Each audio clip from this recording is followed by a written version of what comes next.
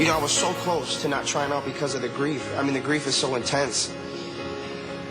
But I decided I'm gonna go through it because I really believe that people through me can see who my wife was. Oh.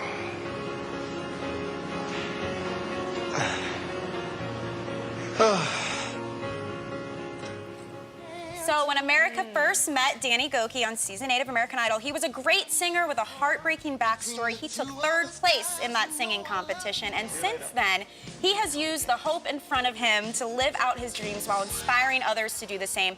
We are so excited to have him here right now. Welcome to our show, Danny. Yeah. Thank you, guys. Man, that video is taking me back. Is it weird to watch old clips like that when that happens? It is. I mean, I feel like I've changed so much, and I've walked through so much in my life. And yeah. I'm happy where I'm at. I'm very happy now. I'm so, I guess, proud of myself for a lack of better terms. Well, and that's why we wanted to have you here, because this man is doing a lot of good stuff. And you know, we talked about that for a second, your backstory. You know, your wife, Sophia, she passed away after her complications with a heart condition. And that was just a month before you were thrown in the spotlight of American Idol. So what's your life been like since? Well, I mean, it's been a whirlwind. You know, obviously, you know, I was able to go on the show and take 3rd place. As people know, I toured for a while, toured with some really pretty amazing acts. I released my own eyewear line, Danny Gokey Eyewear. I was known as the guy with the glasses. Which is quite stylish. Yeah, well, thank you. So I got like 1,000 pair of glasses, which is probably very unnecessary. And, but that's your shoes. Every color. Basically, every color, every style. We released a women's wear, sunglass line, men's wear. It's in stores. And I just wrote a book. I got remarried. Yes. I have a family. We have the book here. Yeah. And I was paging through it, and it's amazing. Yeah, we're gonna get to that for sure in a second. Oh, and I started an organization too, Sophia's Heart. So we taking homeless families. I mean, it's so amazing how this door opens up so much opportunity and so much good that came out of a horrible situation, a devastating situation. And that's what I wanted to ask you about the Sophia's Heart organization, because it's a nonprofit, and I love that you used her life insurance check to do that as well, you know, so it's a great way to pass that forward. Tell us about the organization. It takes in homeless families, yes, but there's so much more to it. So yeah, unexpectedly there was a life insurance check connected to her, we had health insurance through her, and I knew that money wasn't mine, so I began, right before I went on the show, I started an organization called Sophia's Heart. Well, like 2 years later, a man comes and gives me a building, a 77,000 square foot facility for free. It's huge. So we're redoing it, as you can see, and families are coming in there, homeless moms, homeless dads, and their children, and we're giving them hope, food and shelter, but not only just food and shelter, but we're providing and creating programs that help them design their future. And there's musical programs I see here for inner city kids, music and arts. I mean, obviously as a musician, you know that's important to happiness and success in life. Absolutely. And imagine if music was that hope for me. You think about music was that thing that pulled me through my darkest moment. And a lot of these kids are facing dark moments, and parents are facing dark moments too. So for the parents, we have dream building and education, and at the same time for the parents, for the kids, music and arts, which whets their appetite, and they perform with me when I do shows. It's really so amazing. And I read you went and stayed there for a good amount of time, so you could really get an idea for what it's like, and you still go back and visit. So you're definitely a big part of this. It's not just your name on an organization or Sophia's name. You know? I got remarried recently, and me and my wife living there now. We just realized that we need to take this place to a better level. You know, we're in the process of redoing it, but you know, we need to provide a good place and change the minds of the way people look at homelessness. If we can, you know, because I was in a place where I was broken at one time. If we can get these broken families connected with a dream, we can get them to their destiny. That's what I believe we can do. And you keep using the word hope, and that ties into your book now. It's a memoir. It's called Hope in Front of Me. And the description says it's a personal story of love, loss, and the powerful role hope plays in overcoming tragic events. Can you kind of elaborate a little more on that? Oh, man, there's so much. So basically, when I went to write this book, I really felt that I had learned some really intense lessons that I felt like people needed to hear. And you know, in a lot of those things, I didn't want, you know, a lot of times we don't choose to walk through what we walk through, but we have to walk through it. But the focus is not getting stuck where we're at. And I remember you know, I'm a person of faith. I grew up in church, and my faith was a big part. So I share the lessons of how my faith impacted this loss and how I got through to the other side. Because I wanted to die. I wanted to take my own life. I was so upset.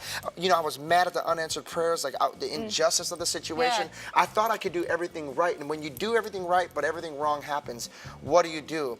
But there is an answer, and I found purpose in my darkest moments, and I want the readers to understand that you can find your purpose. It's not the end of the road. You got to close the chapter and turn the page and get ready to embrace the new, because God has new things for us. He's writing our stories, and it only gets gooder from And this Jada point on. calls Yeah. it reframing. That's It's right. reframing a situation. Yeah, absolutely. you know? He's turned his pain into power, and he's turned all of these awful things into triumph. That is what healing is all about. And I'm going to guess that all of this has given you closure and healing. Now, Absolutely. do you think that Idol coming at that time, I mean, a month, you know, I was just sharing with you, my husband died a year ago, and I mean, a month after the death of your wife, you're so raw. I mean, so raw.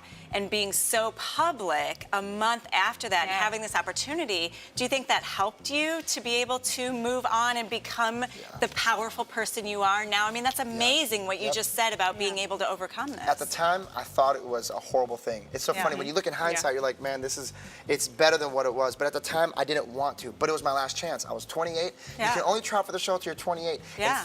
And I made a promise to her. And now 4 weeks before she passed away, she's gone. I mean, 4 weeks when she passed, 4 weeks after, you know, I go for the Idol audition. But it was a setup. And I look think at it the was platform. God. I mean, it has it set up was for God. you. I think it had to be God saying, this is where I want you, Danny, to be right now, to be a witness to everyone, to say, That there's Sophia hope. died now Yeah. for a reason, for you to now witness to the world And that you can do this. Let's talk about where you're at now. Yeah. Beautiful wife, beautiful new baby boy, baby Danny, right? Yeah, He's baby what, Danny. 8 months. And I found some wedding footage Wow, you online. found- I was like, it's so beautiful. I'm sitting here yesterday like crying. Yeah, so what we did basically is, my beautiful wife's about to start walking down. Yep. But anyways, what we did is we actually ended up eloping, and we didn't tell nobody. What? And we just threw a wedding a couple months afterwards. Nobody knew at this time at the wedding that you had eloped? A few people knew. We only shared with a few friends and Oh, close my family. goodness. And so, yeah, but man, there's Sneaky. life after that. There's my Aw, beautiful baby. son. That's a few months ago, actually. He's Yeah. a couple months older now, but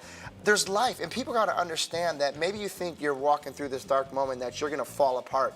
But like I learned, God's writing your story. And if you can just not get stuck, and if you can just keep putting one foot in front of the other, let go of the bitterness, let go of that so your heart doesn't get poisoned, you're going to see there's a lot of great opportunities ahead of you. Yeah, absolutely. That's such a good message. Well, and that's what, you know, Jada and we try to tell people all the time is that it's not getting stuck. Yeah. And Absolutely. it's finding that way to move forward. And for everybody it's different. Yeah. Well, yeah, and for me, it was, during the auditions, I was getting really depressed.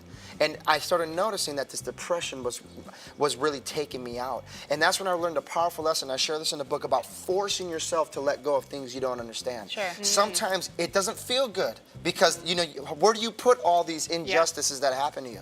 But sometimes you just got to say, you know what? I refuse. And I literally sat at the edge of my bed while I was going through this audition process because I just was getting worse and worse. And I said, you know what? And I remember them giving you a hard time for that too. Throughout Absolutely. The Well, show. people were just they were calling me out saying I was using it for you know, I was using this to my advantage to kind of make some, you know, just trying to. Complete opposite. And it wasn't. But you know what? I don't care what I could care less what people think about me. Yeah. I'm on a mission to give people hope. And you Tell know 'em. what? Tell And 'em. I'm doing me. I'm going to do what I know I'm to do. I'm not going to try to make you happy because if I try to make you happy, I won't make God happy. And that's what all that matters to me is just making him And it happy. all comes back to the music. You are fabulous. You're so talented. And you're Thank you. working on a new album that's coming out soon. And you have your new single, Tell Your Heart to Beat Again. Yes, yes. It's so beautiful, you guys. And we're going to have that coming up after the break. So thank you so much Thank for you, joining guys. us. You We are really awesome. appreciate it. I know. We all feel like super motivated now. Feel better now. All right, don't forget, guys, the name of the book is Hope in Front of Me. It is available now. And check out sophiasheart.org, Yeah, correct? To learn sophiasheart.org. more about the organization there. And when we return, we're going to have some entertainment to play the show out. we We'll see you are. soon.